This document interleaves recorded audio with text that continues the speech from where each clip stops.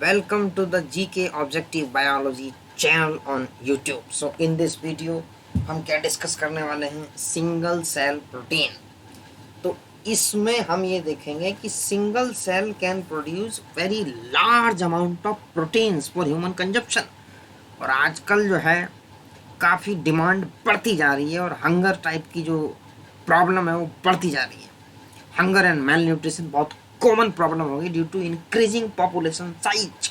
So we need some alternate source of protein. उसका answer है single cell protein. तो conventional agricultural production of cereals, pulses, vegetables, fruits etc. may not be able to meet the demand of food at the rate at which human and animal population is increasing. अब animal भी तो plant पे dependent है और human भी dependent है, तो दोनों के लिए क्या चाहिए?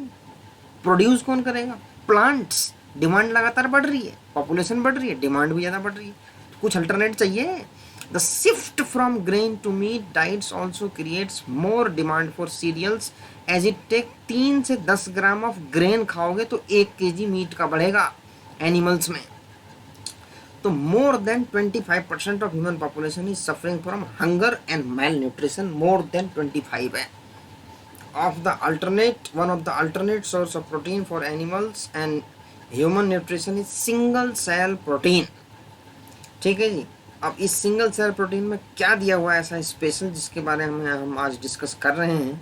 तो microbes are being grown on an industrial scale. जो छोटे छोटे माइक्रोब्स होते हैं ना, bacteria, as source of good protein, इनसे बहुत बढ़िया प्रोटीन निकल सकती है। तो blue green algae like spirulina can be grown easily on materials like waste water from potato processing plants। अब देखो, पोटैटो प्रोसेसिंग प्लांट में क्या होता है? तुम्हारा स्टार्च होता है, स्ट्रॉ होता है, मोलासेस, ये जो भी अलग अलग टाइप के कल्चर हैं, animal manure and even sewage, ठीक है, इनमें भी ग्रो कर सकते हैं to produce large quantities and can serve as food rich in protein. अब देखो, सिंगल सेल प्रोटीन का मतलब ये नहीं कि only rich in protein, it is also rich in minerals, fat, carbohydrate and vitamins. इनके अंदर ये सारे न्यूट्रिएंट्स भी होंगे प्रोटीन के अलावा। Besides the protein, mineral, fat, carbohydrate and vitamins are also present. Incidentally such utilization can also reduce environmental pollution. जब environmental से निकलने वाले वेस्ट वाटर का यूज करके जब हम सिंगल सेल प्रोटीन को ग्रो कराएंगे तो अल्टीमेटली एनवायरमेंट में पोल्यूशन घटेगा तो अल्टीमेटली एनवायरमेंट पे लोड कम पड़ेगा। तो ये जो स्पायरुलिना है, इसमें सबसे बड़ी ध्यान रखने वाली चीज़ है कि it is a single cell. अभी नीट 2020 में क्वेश्चन ये आया था कि which of the following organisms are single cell. Option number 3 में था क्लोरेला एंड स्पायरुलिना। ठीक है जी। तो अगर आपको ये ध्यान था कि स्पायरुलिना ये सिंगल सेल, क्योंकि हम सिंगल सेल प्रोटीन में बात ही कर रहे हैं, ये साइनोबैक्टीरिया है, ब्लू ग्रीन एल्गी, तो सिंगल सेल है। ठीक है जी। तो ये चूज। और क्लोरेला कहाँ यूज होता है भैया? स्पेस ट्रेवलर में, class 3 chapter number 3 class 11th, उसमें तुम्हारा दिया हुआ है क्लोरेला।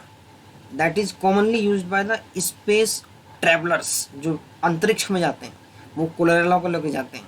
ठीक है जी। वो भी सिंगल, उसके अंदर भी बहुत हाई प्रोटीन वगैरह होती है और वो भी सिंगल सेल ही है। तो कुछ बैक्टीरिया भी हैं, मिथाइलोफाइलस मिथाइलोट्रोपस। ये जो बैक्टीरिया है तुम्हारा, because of its high rate of biomass production, क्या है? बायोमास प्रोडक्शन का रेट हाई है, ग्रोथ भी हाई है, can be expected to produce 25 tons of the protein. 25 ton protein बना सकता है ये बैक्टीरिया, सिंगल बैक्टीरिया। देख लो, the fact that edible mushroom होते हैं, तो हम मशरूम को भी खाते हैं, तो मशरूम के साथ साथ ये कह रहे हैं कि there is a possibility to grow microscopic fungi. इससे क्या है? जब मशरूम को तुम्हें उगाने के लिए बड़े बड़े खेत चाहिए, बड़ा बड़ा एरिया चाहिए, लेकिन माइक्रोस्कोपिक फंजाई को तुम कम ही एरिया में ग्रो करा सकते हो और बहुत ज़्यादा अमाउंट में प्रोटीन प्रोड्यूस कर सकते हो। तो ये था तुम्हारा सिंगल सेल प्रोटीन। और इसी पेज पे ऊपर की तरफ एक लाइन लिखी हुई है, बायोफोर्टिफिकेशन, जैसा कि आप लोग देख रहे हो। इस वर्ड से क्वेश्चन जो है आता रहा है। इसकी सिंपल डेफिनेशन है कि हम एक्चुअली जो भी क्रॉप्स है उसके अंदर न्यूट्रिएंट बढ़ा देते हैं, ठीक है, ब्रीडिंग करके। Breeding crops with higher levels of vitamins and minerals, higher protein Healthier fat is the most practical means to improve the public health.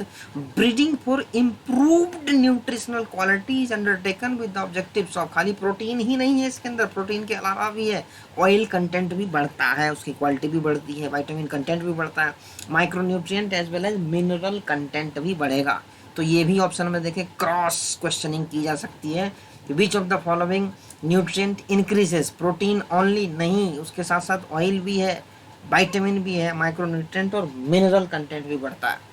तो ये तुम्हारा कई बार ये डेफिनेशन देके पूछ लेते हैं इसका क्या सिंगल वर्ड होगा। बच्चे यूजुअली बायो फोर्टिफिकेशन को कंफ्यूज करते हैं बायो मैग्निफिकेशन से, जो कि एक पार्टिकुलर पॉल्यूटेंट एक्यूमुलेट हो जाता है फिश की बॉडी के अंदर या किसी और ऑर्गेनिज्म में, example DDT, deposited in fish.